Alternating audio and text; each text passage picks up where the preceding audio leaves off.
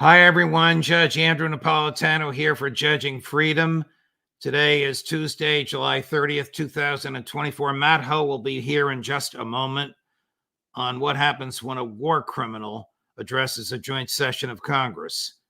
But first, this. You all know that I am a paid spokesperson for Lear Capital, but I'm also a customer, a very satisfied customer. About a year ago, I bought gold, and it's now increased in value 23%. So $100 invested in gold a year ago is now worth $123. If you have $100 in the bank, it still shows $100, but $100 in the bank is now worth 24% less. Inflation has reduced all of your savings, all of your buying power, and mine, by 24%, and gold is largely immune from that.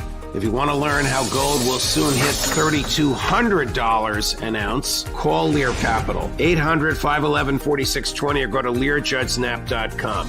Get your free gold report.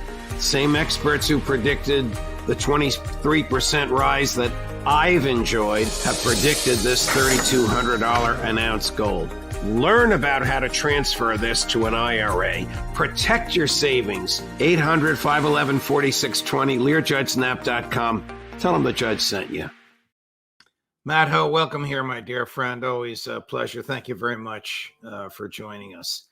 The tease that I threw out there, what happens when a war criminal addresses Congress, one of our viewers responded by saying, which war criminal are you talking about?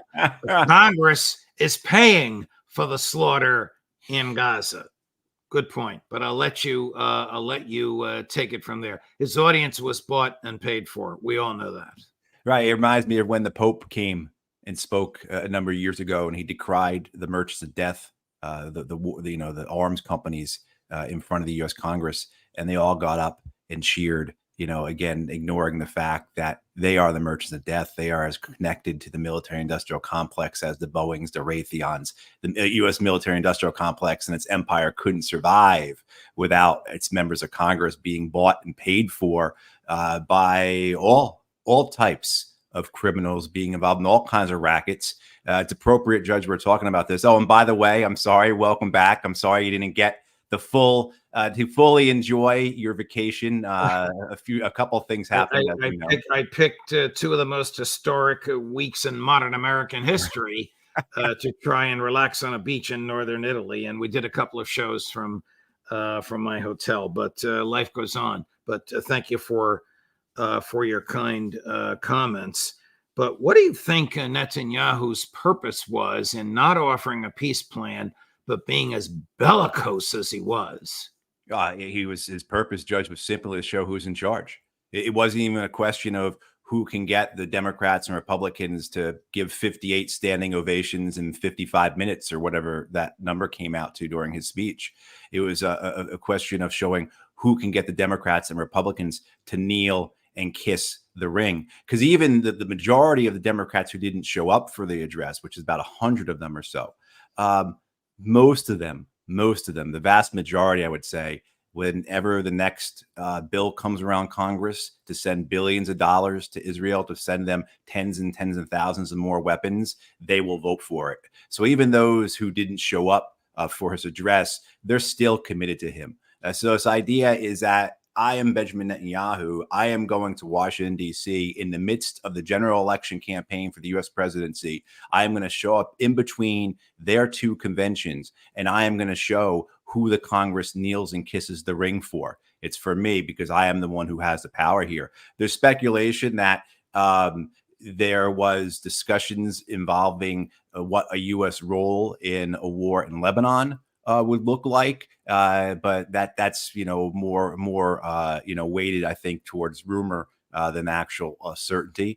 But I think the primary thing was to show that he was in charge. One, to reinforce that to the American political establishment, but also two, for his own domestic politics. As we know, we've talked about this we talked about this before October 7th, the right. Political danger he is in, the fact that he is up on corruption charges and he should be in jail and he is incredibly unpopular. While this performance in DC back home in Israel tells the Israeli people that look at what Benjamin Netanyahu can accomplish, look at what he can do. The truth is, of course, with Benny Gantz or Eisenkot or a number of other Israelis, they'd be able to get the same type of obsequious response from the American Congress. But I think that the importance of the domestic politics for Netanyahu can't be forgotten about.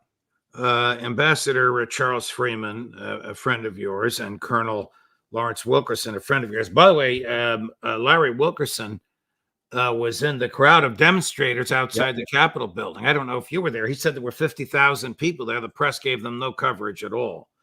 Right. But they both independently said the same thing. One of the most shameful experiences ever to occur on the floor of the House of Representatives, that the 2/3 of the members of Congress were kissing the ring of a foreign leader in utter rejection of what they were sent to Congress to do, which is to represent the will of the American people, consistent with the Constitution. A shameful experience embraced by both parties and more by Republicans than by Democrats. I was surprised that 100 didn't show. I would have expected that number to be lower. I was surprised too, but again, it's mealy mouthed. Many of them didn't even put out any statements. So this didn't show up. You had to find out they didn't go by calling their offices, and even then, when I called my congressional office here in for Deborah Ross, who did attend, the local office wouldn't tell me whether she had attended or not. They said we can't tell you that. You have to call the Washington D.C. office. So for even those who showed up following Benjamin Netanyahu's instruction, you could see that their willingness to even talk about it, to serve the interests of their constituents, goes first and foremost.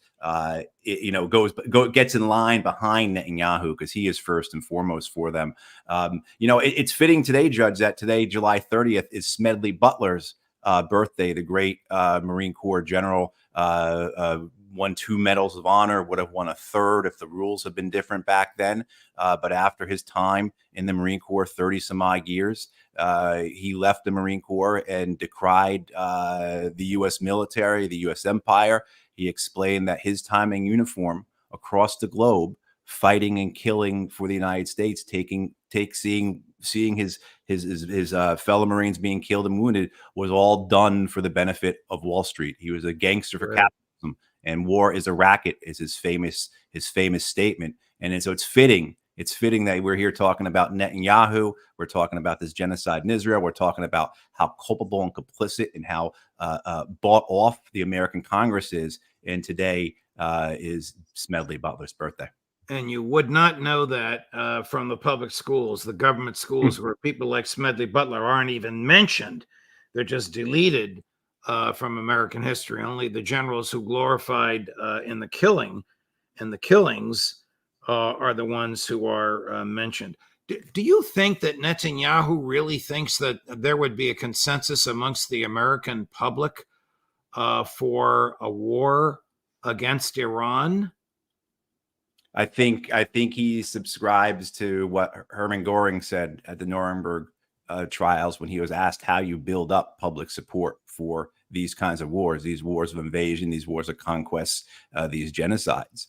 And essentially, you demonize the other side, and anyone who stands up, you demonize the enemy, the adversary, the other, and anyone who stands up and says this is not right, you demonize them even further, you vilify them even further, and call them unpatriotic and treasonous. And I think that's essentially what will be done here. We have had 40 plus years in the United States of complete Iranian hysteria. Iran has proven to be the boogeyman that has stood the test of time throughout my lifetime. The Soviet Union came, and then the Russians came back, and Al-Qaeda was around for a while, and Saddam Hussein. But the one constant has been the Iranians. And so the culture, the conditioning, the sentiment is already here in the United States to set the Iranians up as those that we have to fight against, to set up the Ayatollah and his people as modern day Hitlers. It's a slur and an accusation we've heard how many times, Judge, right? We could spend the remainder of this show, the next 20 minutes or so, just going on about all the different people and people that have been called Hitler by our country to justify war. So it's the Right. same type of premise that will be used. I think as well too, the past, the American people are really good at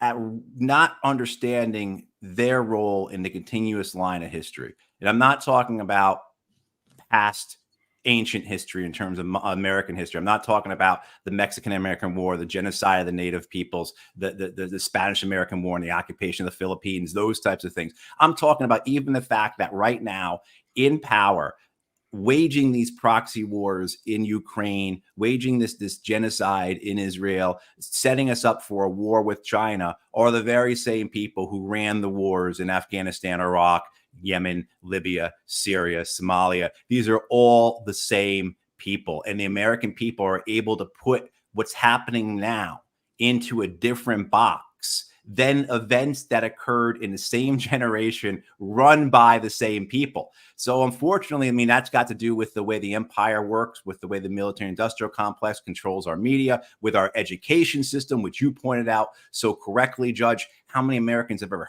heard of Smedley Butler? But of course, they all know David Petraeus, right? Of So, course, of course. right. I mean, so that type of thing, I think to make that argument for war with Iran is something that could be easily done, and particularly if there are limited American casualties. Look, I mean, the United States has essentially been at war with Yemen for the last 6-7 months, largest naval battle in American history since World War II. We have fired hundreds and hundreds, thousands of projectiles, bombs, missiles against the Yemenis, killed an untold number, spent well more than $1 billion just in munitions.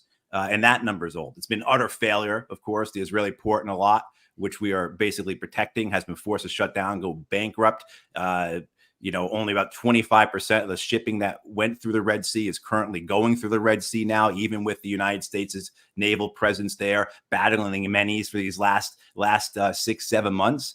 And how many Americans know about it?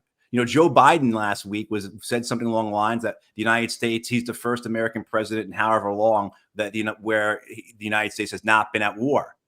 Meanwhile, that's occurring in the Red Sea, let alone all the other engagements Americans found themselves in throughout the world in the Biden presidency. Cost of War Project up at Brown University just put out their annual review of the United States' wars in the world. And they found that during the Biden presidency, United States ground forces have been engaged in combat in 9 separate countries just during the Biden presidency. And that there have been airstrikes in 5 separate countries by U.S. forces during the Biden administration. And that does not include things such as the Ukraine war or the genocide in Gaza. And yet, Joe Biden's able to say that we haven't been at war. And, CNN, the Times don't say it. The president even knows that. Wow. Breaking news is that the Israelis have just fired missiles at a location in Beirut where they claim resides or works the Hezbollah commander, who they say was responsible for killing Arabs in the Golan Heights. I mean, you can't make this up. The Golan Heights is not a part of Israel, except in the mind of Benjamin Netanyahu and Donald Trump. Israel occupies it. The people that live there are Arabs. There were 16 Arab boys that were killed playing soccer, and somehow this is the fault of the Arabs and Hezbollah. This is crazy. And I'll correct you, Judge, because it's also Joe Biden and his administration that recognizes Israeli control of the Golan Heights.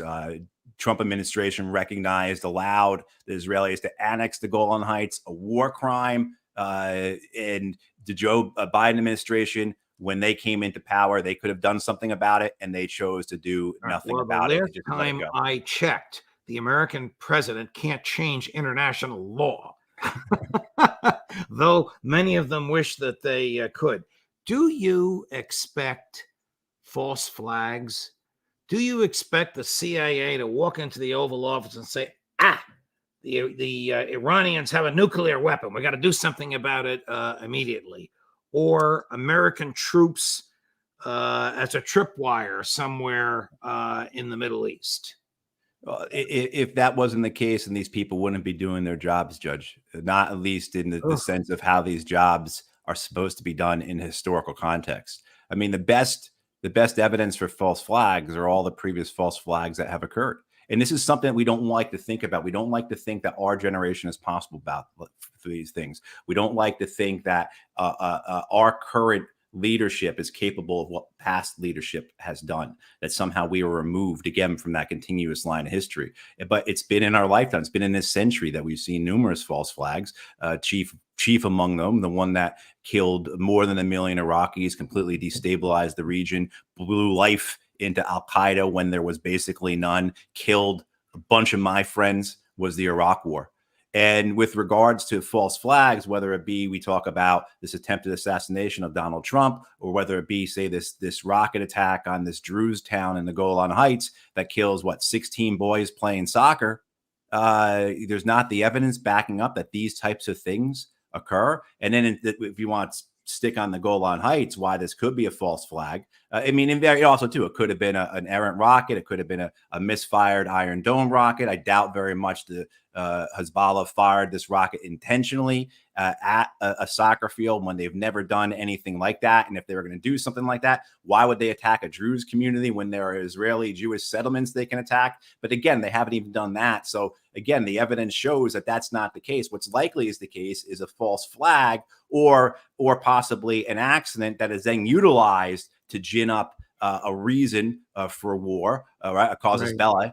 And, I mean, and you just have to look at what Israel has done this last year in Gaza. Look what it's done the last 75 years in Palestine. I mean, just look at yesterday in the Israeli Knesset. You had Israeli parliamentarians arguing that Israeli soldiers have the right. They have the right to rape Palestinian prisoners. You had multiple Israeli members of parliament making that case yesterday in their parliament, in the Knesset.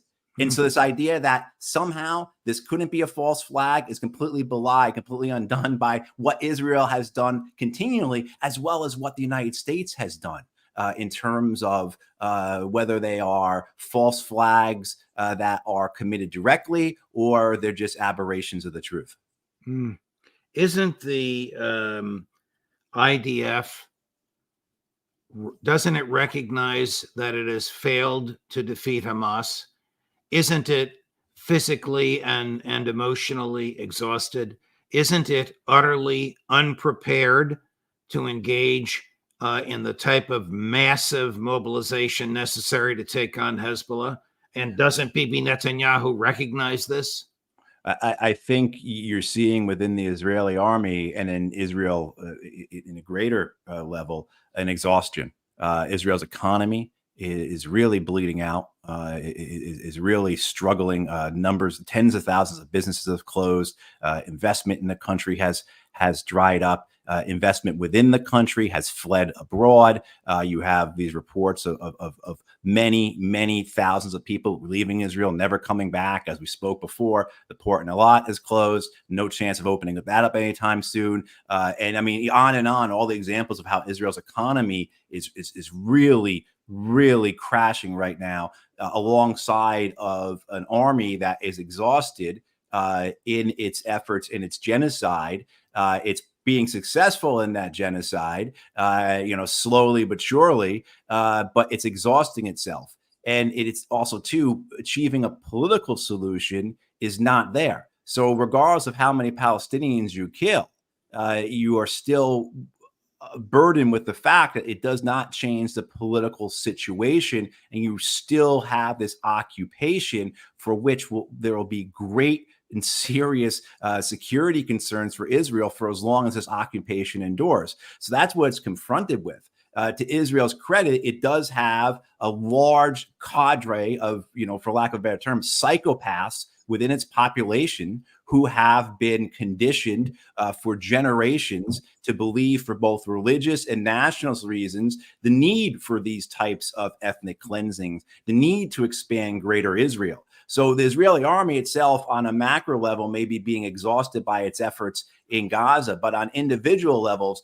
they certainly have enough people to keep showing up who are more than happy to gun down Palestinians because they believe it's what God wants them to do. It's because of some type of supremacy they have, or it's because they just grew up in a culture of violence and hate, that for them, this is reaching the potential that they always knew they could achieve, right?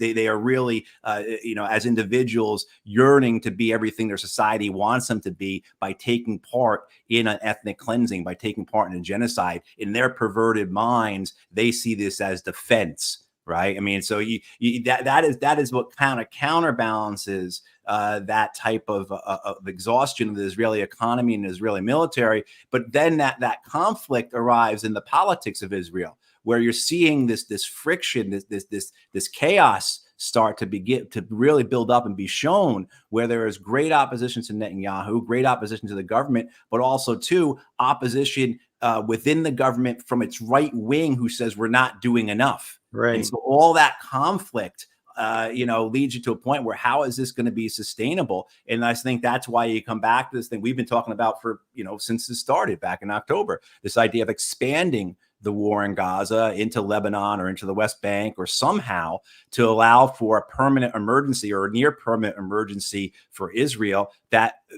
undercuts any political efforts to remove Netanyahu from power and keeps this governing coalition in place. And if you're able to do that, if you're able to have some type of war that dwarfs all these other concerns, then that, of course, allows you to remain afloat. And I think that's what the hope is. If you want to call that strategy that they have, hope, and as well, too, and this was another thing getting back to Netanyahu going to D.C. last week, was ensuring that within Fortress Israel, because that's essentially what it has become and will be, within Fortress Israel, you will still have the support of the American empire, and that's all that matters. So for the Israelis, as long as they have the United States backing, particularly the backing of the American Treasury, that's all they care about, and the rest of the world can go to hell. And that falls in line then with their own ideologies, whether it be national, supremacist, or religious ideologies. This idea of us against the world, well, that fits right in with their narrative. Here's Netanyahu at his worst last week, showing an utter contempt for the freedom of speech of the protesters outside the building. Some strong language in this, but I think you've probably heard it. For all we know, Iran is funding the anti-Israel protests that are going on right now outside this building. Not that many, but they're there, and throughout the city. Well, I have a message for these protesters. When the tyrants of Tehran, who hang gays from cranes and murder women for not covering their hair, are praising, promoting, and funding you, you have officially become Iran's useful idiots. All those people cheering were cheering against the concept of the freedom of speech. Right. And the people cheering were the ones who took an oath to preserve, protect, and defend the First Amendment, the essence of which is the freedom of speech.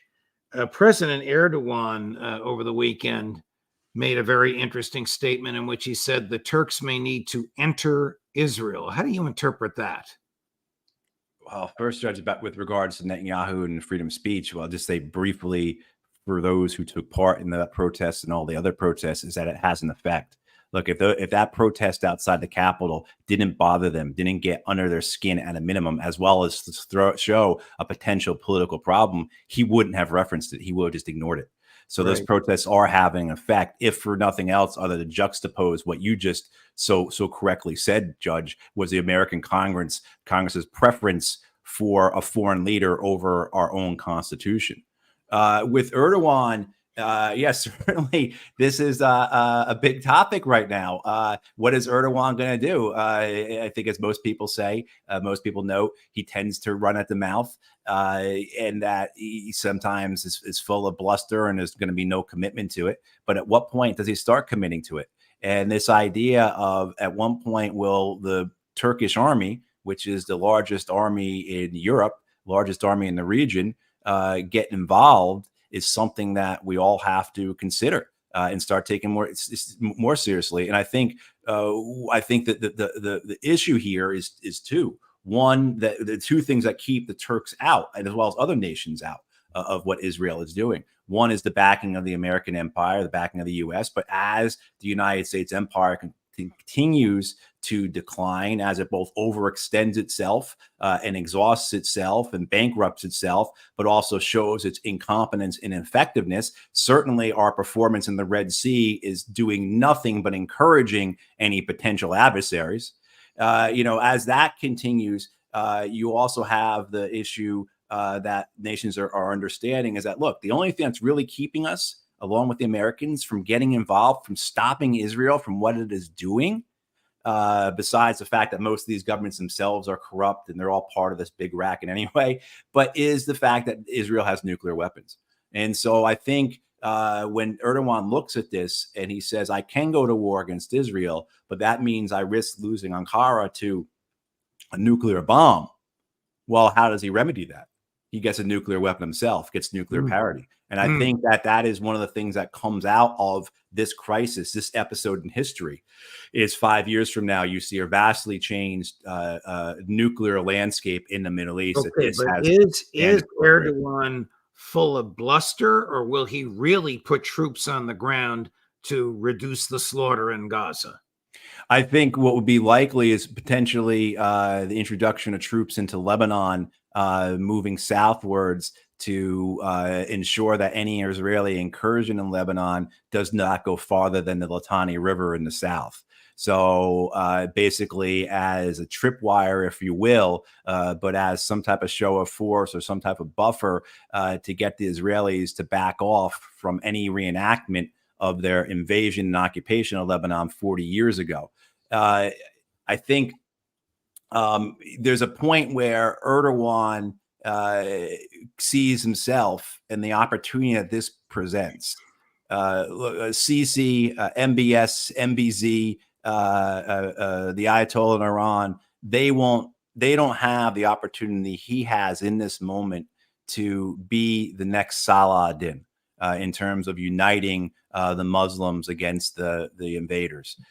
So he has an opportunity here, peculiar to a few different things regarding Turkey, that allows him, I think, to take this opportunity for his own political aggrandizement, his own historical significance to do so. So at what point does the reality of the circumstances, the opportunity, catch up with the bluster? And he realizes that this is a good gamble for me personally. But also too, he is the head leader of a people who are crying out for action, who, like us, have been watching for months now this genocide it just get worse and worse, endure the suffering just continue with nothing being done. And so there are a number of reasons why, yeah, we can dismiss it as the usual Erdogan bluster, but also too, there are some factors here that make you think, you know what? He might see this as an opportunity to get himself to play chicken with the Israelis, not intending to go to war with them, but at least play chicken with them in a way that improves his own position, but actually does force the Israelis to back off. Matt Ho, a pleasure, my friend, no matter what we're talking about. Thank you for you're like Ritter with your encyclopedic knowledge of all this stuff. It's a pleasure to listen to you. Thank you so much. We'll look forward to seeing you again next week. Thanks, George. That's a very high compliment. I appreciate it. I know you share the same view of Ritter that I do, and that's why I use it sparingly, but use it. Thank you, Matt. All the best. Coming up at 3:00 this afternoon Eastern, Lieutenant Colonel Karen Kwiatkowski, Judge Napolitano for Judging Freedom.